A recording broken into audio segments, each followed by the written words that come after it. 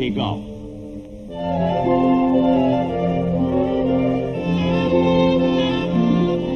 Across the restless wilderness of water that is Pacific in name only, the United States Navy orders Halsey's 3rd Fleet and Kincaid's 7th Fleet to the Philippines. Sailing over the Mindanao Deep and into Leyte Gulf, Allied soldiers and sailors come to answer the prayers of those who marched their way to death on Bataan 2.5 years earlier. It is October 1944.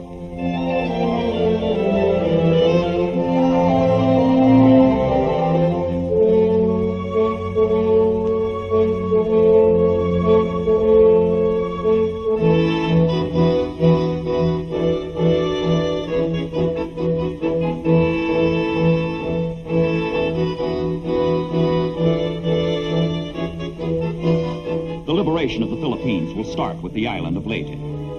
Seize the beaches, establish a base. 6 simple words on which hangs the destiny of the Western Pacific.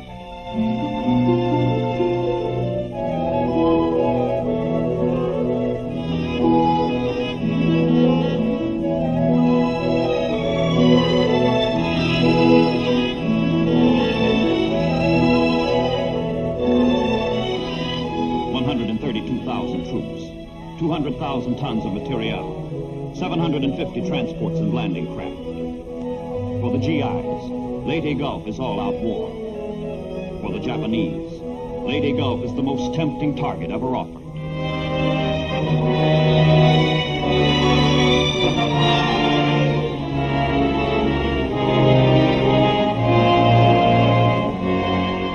And the Japanese know it. They have long been waiting for the Allies to get out on a limb. They have long had a plan to cut off the limb. Down from the north, up from the south, in from the west, the Imperial Japanese Navy converges with 3 powerful forces to perform the surgery at Leyte Gulf.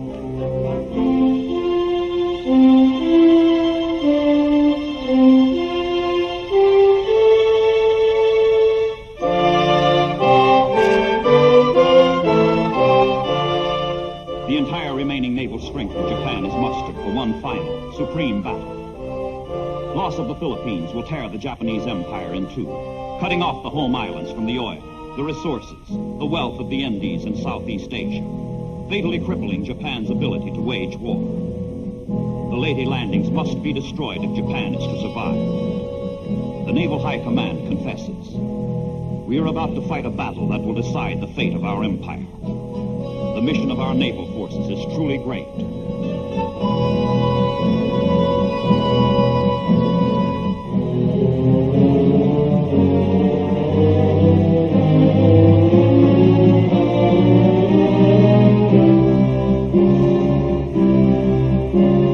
Steady attrition has undermined the once superb Imperial Japanese Navy. But what the sailors now lack, they supplant with courage sired out of desperation.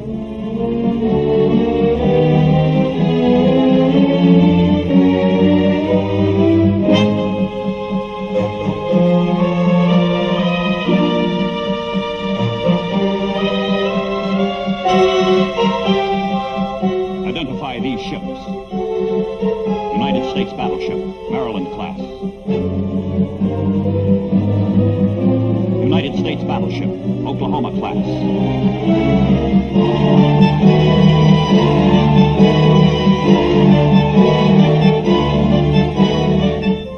The American submarines, Darter and Dace, are stationed west of the Philippines. 3 days after the Allied landings at Leyte Gulf, they discover part of the converging Japanese Navy. They attack, sink 2 cruisers, and send the enemy's course and speed to Halsey and Kincaid. Darter is lost, but the Americans are alerted.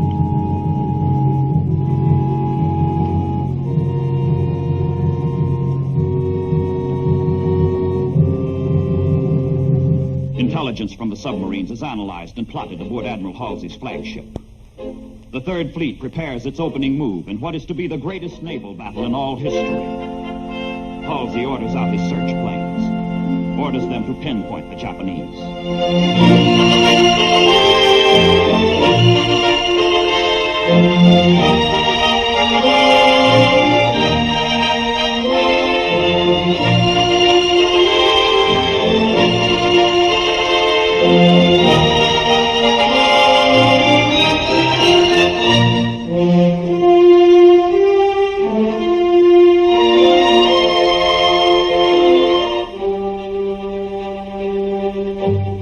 scouts find the Japanese Central Force in the Sibuyan Sea, headed east toward San Bernardino Strait. The enemy plans to sail through the strait, and then set a southerly course for Leyte Gulf. A southerly course for slaughter.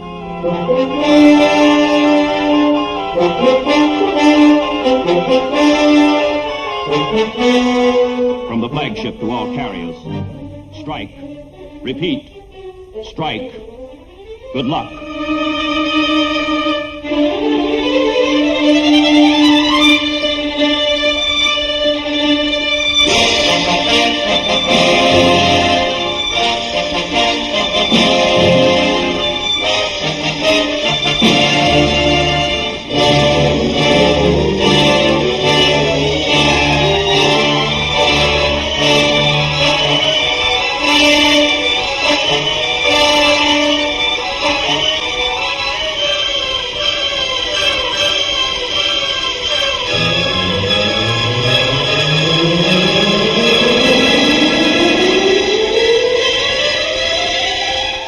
The Japanese Navy can count on no help from its pilots and planes, all but destroyed in earlier battles. So anti-aircraft measures have been intensified, in the hope the ships by themselves can beat off the Americans.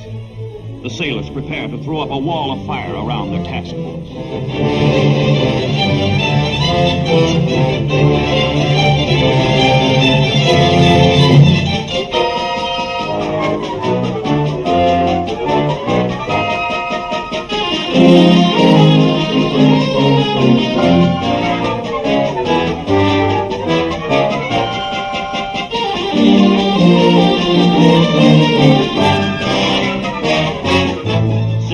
Attacks concentrate on the 63,000-ton battleship Musashi. Hit after hit is scored. 21 torpedoes find their mark.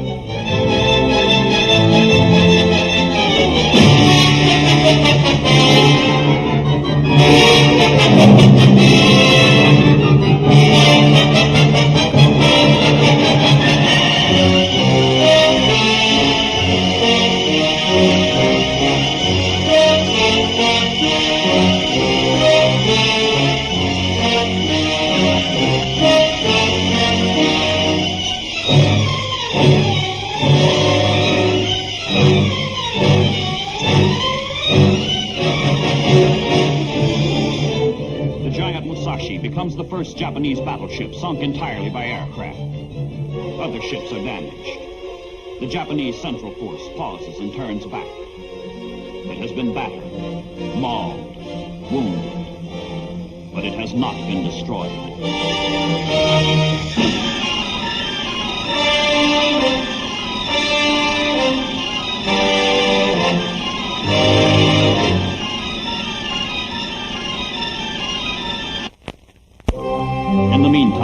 The Japanese Southern Force, in battle array and with all boilers lighted off, rips into the Mindanao Sea toward Surigao Strait, leading directly to Leyte Gulf from the southeast. Battleships, cruisers, destroyers lunge through the narrow waters, hoping to force the strait open and join up with the Central Force in the twin annihilation of the United States Army and Navy. But the jaws of an American trap are open.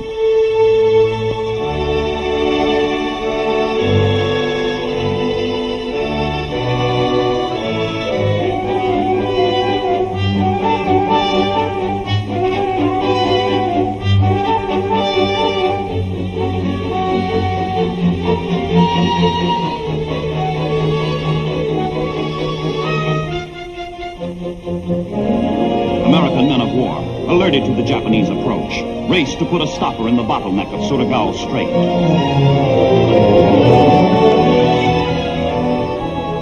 Admiral Kincaid stuffs the bottleneck with PT boats, destroyers, cruisers, and battleships. American and Australian ships and sailors comprise a floating dam across the strait, strong in firepower, strong in determination to hold. The Admiral orders positions taken.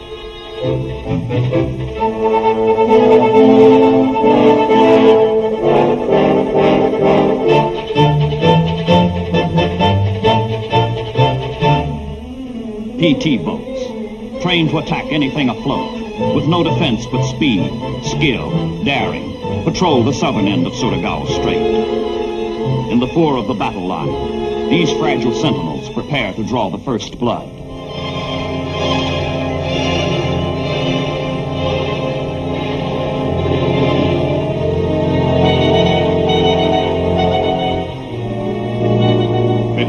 PT patrol is the destroyer picket line. Behind the destroyers are the cruisers, and behind the cruisers, the battleships. All hands are quiet, tense, waiting.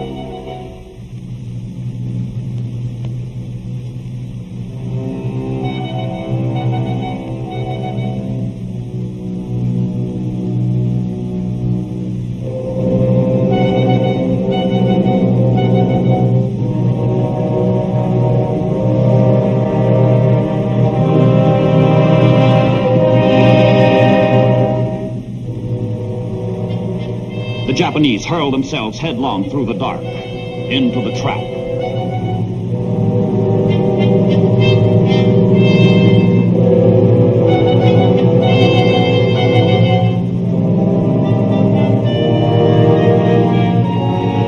Midnight, October 24th. Inside the Japanese force, detection gear picks up their enemy. Suddenly, brilliantly, searchlights dispel the night.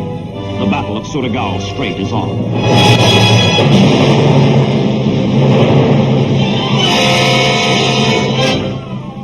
The PT sailors let go all torpedoes in their savage attack, throwing the enemy off balance.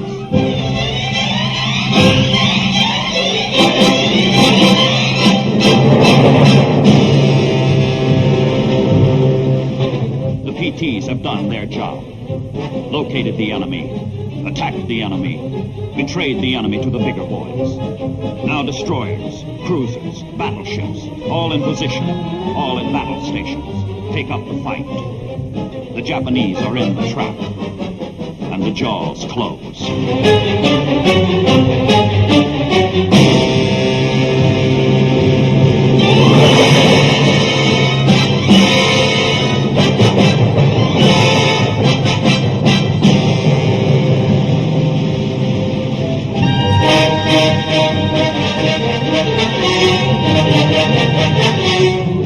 Battleships that arose from the muck and humiliation of Pearl Harbor. California, West Virginia, Tennessee, Maryland, deliver salvo after salvo. With the Japanese under their guns, the old battleships take their vengeance at Surigao Strait.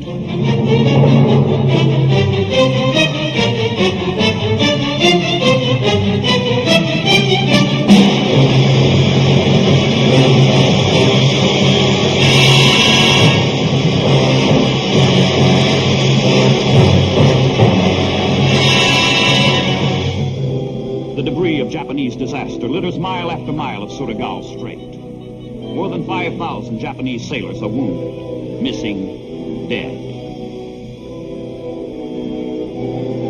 The survivors, fanatical to the last, refuse to be rescued. The Japanese southern force is destroyed.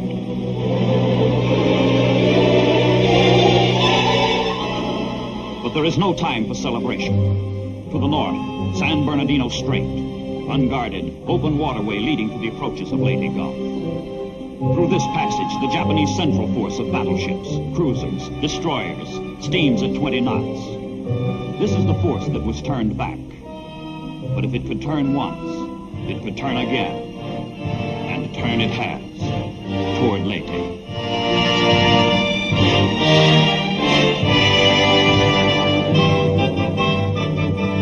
Only light American units, small escort carriers, destroyers, guard this approach to Leyte Gulf. The onrushing Japanese are first sighted by surprised, horrified search planes from the escort carriers. Should these 22 enemy ships break through, they will turn the Leyte landings into bloody shambles.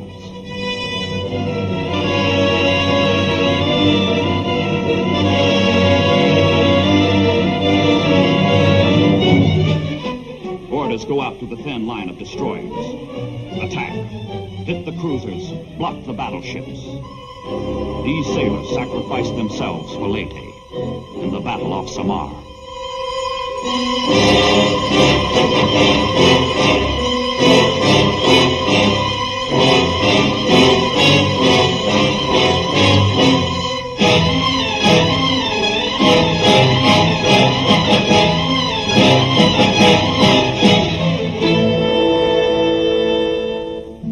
The Japanese force includes the largest warship ever built, the Yamato, mounting the biggest guns afloat. Open fire, orders the Japanese admiral, letting the feeble defenders feel the full sting of the Imperial Navy.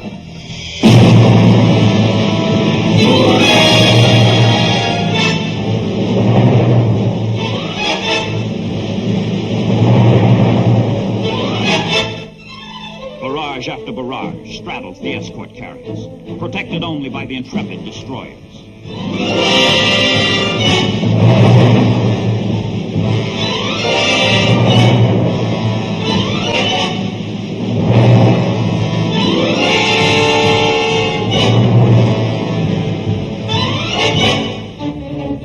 Destroyers lay screens of real and chemical smoke between the escort carriers and the enemy, then bore in to deliver a furious torpedo attack.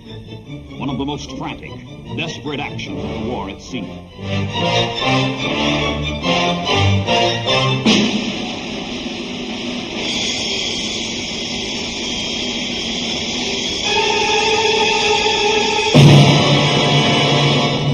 Every plane that can get off the escort carriers joins the unequal battle.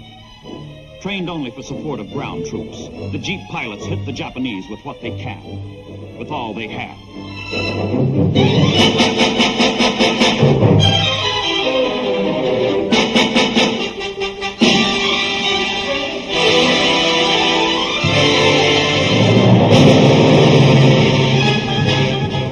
The Japanese keep pounding away, smashing the reeling escorts, the dauntless destroyers.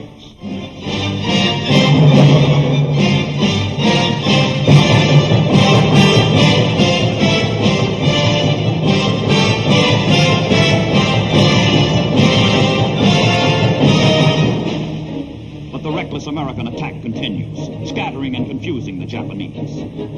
Suddenly, the Japanese make an incredible decision. With parting salvos, they break off the fight. They turn back, this time for good. 5 American ships, Gambier Bay, St. Lo, Johnston, Hull, Roberts, sunk, 2,800 casualties. Meanwhile, far to the north, off Cape Engano, the 3rd Japanese force is discovered. A force that answers the question the Americans have been asking since the start of the battle for Leyte Gulf. Where are the carriers? The Japanese northern force includes 4 carriers, as well as battleships, cruisers, destroyers. Steaming on a southerly course, the carriers are the final threat to Leyte Gulf.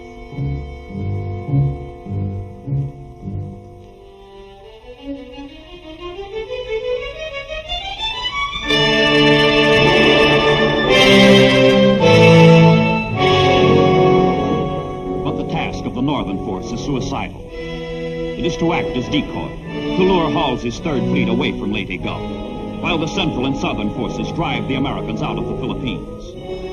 The Japanese are hopelessly outclassed, short on training, short of planes. We will be sunk, their admiral admits. That is our mission.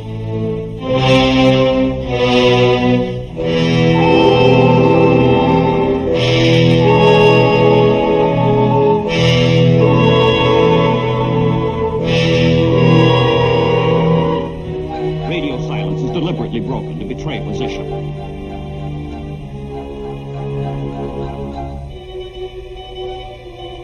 The dummy messages are intercepted by Halsey's radio men. The Admiral is confronted with a tough problem. Should he stay at Leyte or sink the Japanese carriers? Regarding his mission to be offensive rather than defensive, he orders the 3rd Fleet north.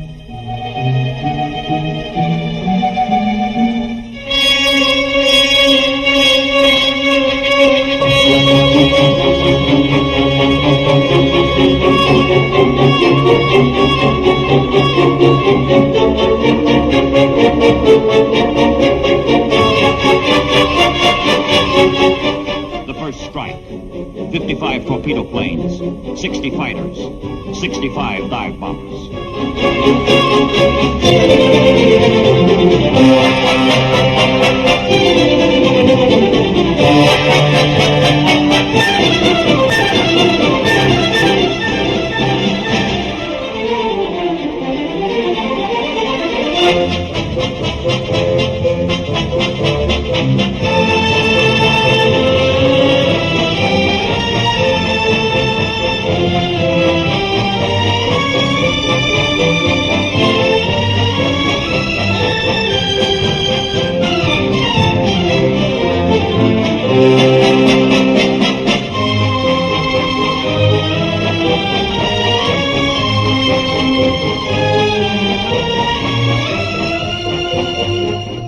Japanese maneuver to receive the assault with massed, intense anti-aircraft fighting.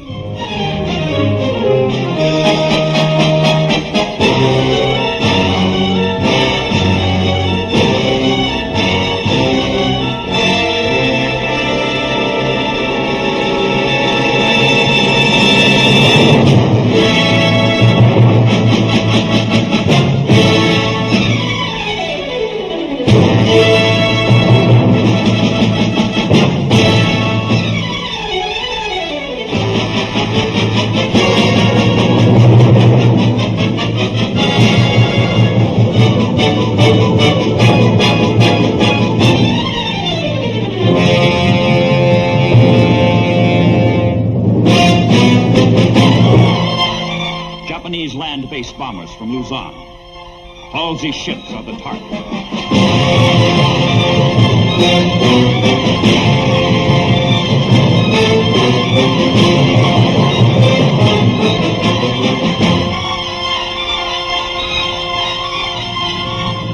Few Japanese attackers break through, but a single bomber finds its single mark with a single bomb.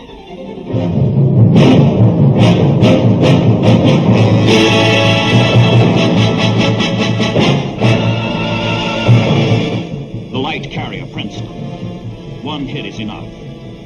Rescue efforts by her crew and first aid from the cruiser Birmingham cannot prevent a fatal internal explosion.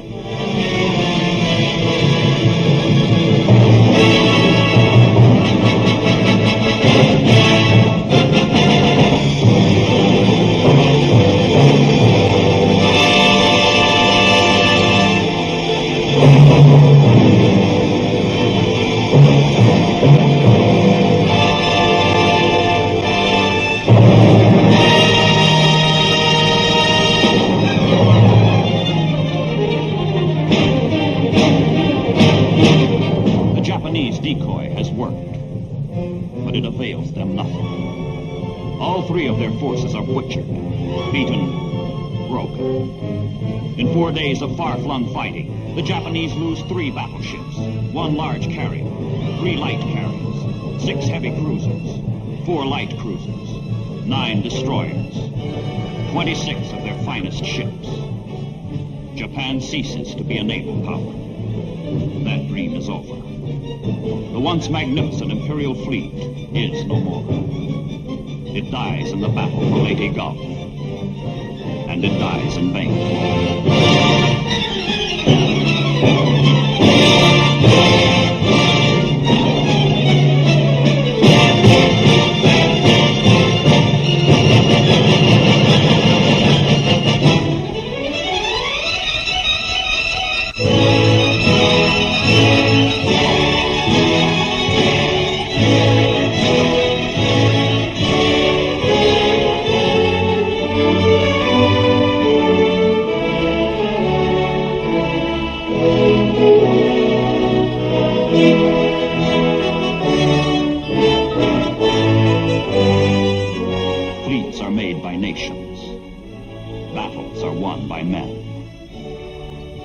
Is done, the young and brave sleep, heedless of their greatest victory at sea.